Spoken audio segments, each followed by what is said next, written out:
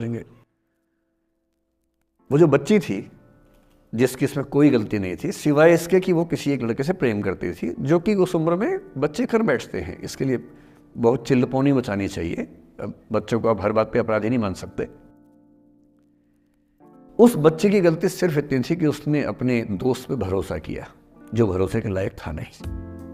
वो नीच किस्म का व्यक्ति था जिसने उस संबंध की गरिमा को समझा नहीं।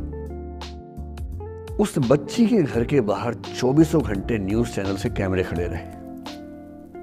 घर से कोई भी निकले 50 कैमरे पीछे। आप बताइए आपकी बेटी कैसी है, आप बताइए आपकी बहन कैसी है।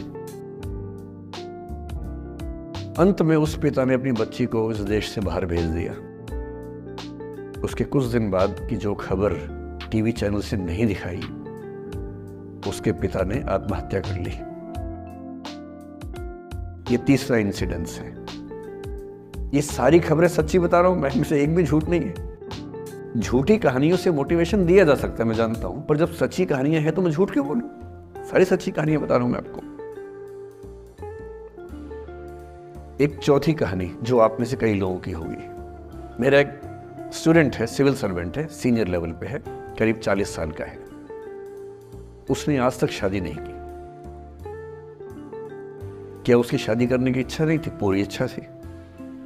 फिर क्यों शादी नहीं की? भाई कुछ लोग तो होते हैं कि शादी करनी ही नहीं, कोई मिशन है। योगी जी है, मोदी जी है, ठीक है, उनका तो मिशन है। ममता जी है, उनका मिशन है। पर जिसका जीवन में ऐसा कोई मिशन नहीं है और जिसको प्रेम करने का मन भी करता हो, वो तो शादी करता है आमतौर पे। उसने शादी क्यों नहीं की जानते हैं? जब वो 25-26 की उम्र में था, जब वो मेरा विद्यार्थी भी था, एक दिन मेरे पास आके बोला कि सर एक बात करना चाहता हूँ। मुझसे मेरे स्टूडेंट्स ऐसी बातें खूब करते हैं पर्सनली आके, अब तो मैं टाइम कम दे पाता हूँ, पहले तो ये सब होता रहता था क्लास के अलावा। एकदम रोता हुआ आया, आंखों में आंसू भरे हुए बहुत सारे। मैंने क्या हो गया भाई? तो फिर उसने किसी का नाम बताया कि सर वो भी मेरी स्टूडेंट थी, कि सर उसके साथ रिलेशनशिप थी, उसने धोखा दिया है मुझे। अच्छा, धोखा देने वाली कहानियां मुझे बहुत अपील नहीं करती। मेरा मानना है कि दोनों पक्षों की गलतियां होती हैं। आपकी अगर अपने पर्सपेक्टिव से सोच के धोखा करते रहते हैं, ऐसा थोड़ा ना होता है भाई।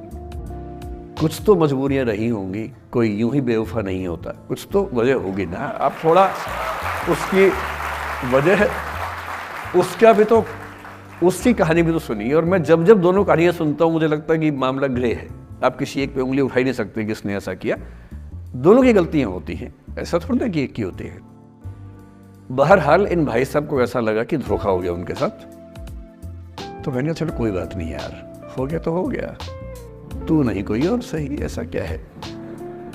इतनी बड़ी दुनिया है, 8 अरब की आबादी अब है, उस समय भी 6-7 अरब तो थी। मैंने कहा 3.5 अरब 350 करोड़ में कोई तो होगी तुम्हारे लिए, ऐसा क्या है, कोई और देखेंगे। और वो थोड़ा ज्यादा सेंटिमेंटल था उस समय। धीरे धीरे पता नहीं उसके मन में क्या बैठ गया, उसके मन में ये बैठा कि दुनिया की सारी लड़कियां धोखेबाज होती हैं।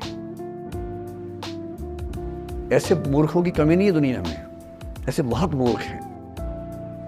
दर्शन की दुनिया में इसे अवैध सामान्यीकरण कहते हैं, इलिसिट जनरलाइजेशन। इसका मतलब बहुत छोटे सैंपल के बेस पे ये समझ लेना कि ये थियरी पूरे ब्रह्मांड पर लागू होती है।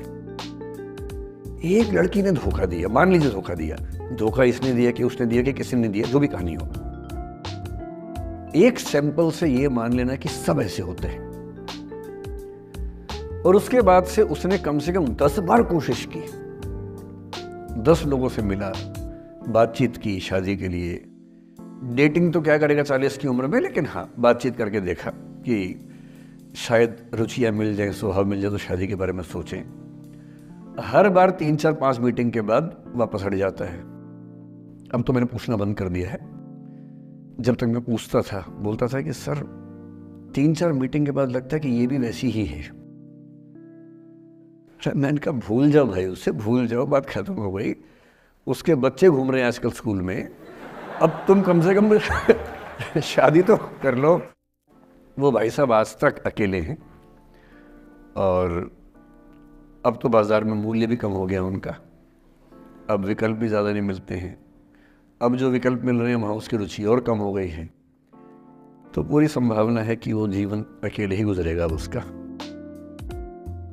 एक अंतिम एग्जाम्पल देके फिर मैं निष्कर्ष की तरफ बढ़ूंगा। मैं एक आईएएस ऑफिसर को जानता हूं, 2 आईपीएस को जानता हूं, बहुत योग्य लोग, देश के सबसे अच्छे संस्थाओं से पढ़े हुए लोग, प्रॉपर आईएएस प्रॉपर आईपीएस में नौकरी करने वाले लोग, और इन तीनों ने अपना जीवन समाप्त कर लिया नौकरी में रहते हुए। क्यों? क्योंकि नौकरी और घरेलू जो दुविधाएं थी उनको झेल नहीं पा रहे थे, ना झेल पा रहे थे ना भूल पा रहे थे, लेट गो नहीं कर पाए तो गिव अप कर दिया। और इसलिए मुझे अक्सर लगता है कि जितनी चीजें हम सिखाते हैं बच्चों को, हिस्ट्री, इकोनॉमिक्स, लिटरेचर, वो सब ठीक है, उनका भी महत्व है। शायद उससे ज़्यादा महत्व इस चीज़ का है कि ये समझे कि अपने इमोशंस को कैसे मैनेज करना है। जब जीवन में ऐसा लगे कि सब खत्म हो गया है, जब जीवन में लगे कि बहुत टॉक्सिक किस्म की लाइफ हो गई है, उससे बाहर कैसे निकलें, शायद ये सबसे महत्वपूर्ण लेसन होता है जो हम सबको सीखना चाहिए। मैंने कहीं से सीखा नहीं है, ना मैंने ऐसी किताबें पढ़ी हैं, हालांकि मैंने 2 किताबें मंगवाई हैं पिछले हफ्ते, पढ़ी नहीं है अभी तक, तो मैं किताबों के बेस पे नहीं जानता कैसे सीखते हैं, लेकिन जिंदगी से तुम सीख सकते हैं। इन कहानियों का सबका एक ही सार है, वजह अलग अलग है।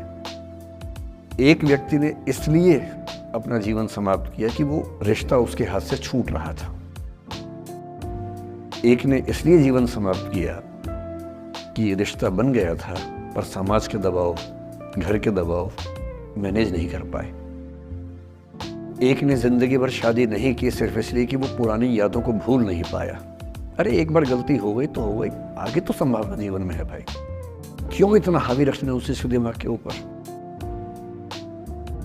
कुछ लोग देश की सबसे अच्छी नौकरी में होकर हर पैमाने पर सफलता की हर कसौटी पे खरा उतरने के बाद जीवन नहीं बचा पाए, क्योंकि दूसरों की नज़र में आप बहुत सफल हो जाए, अपनी नज़र में शून्य हो, तो फिर जीवन कैसे बने, जीवन कैसे बचे।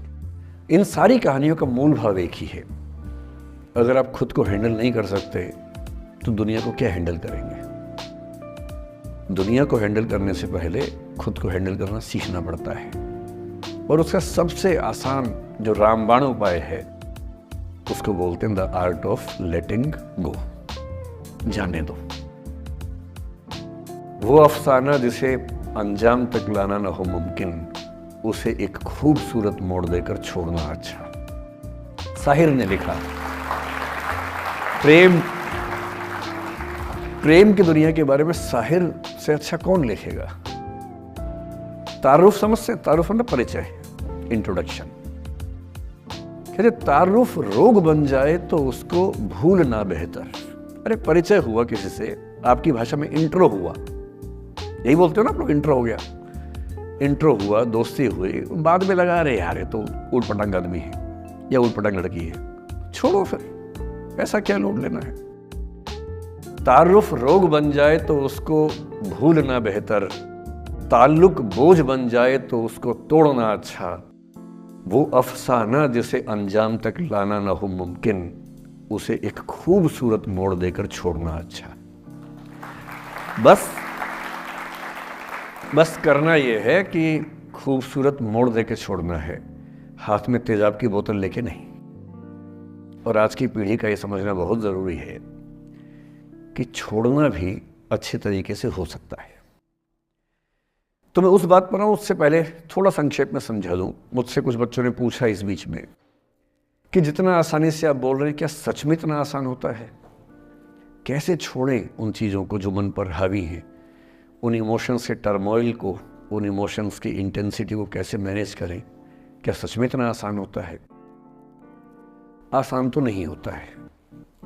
मेरी उम्र में आसान है, आपकी उम्र में आसान नहीं होता है। मेरी उम्र में क्यों आसान है? क्योंकि ये सारा खेल हार्मोन्स का है, ये सारा खेल केमिस्ट्री का है।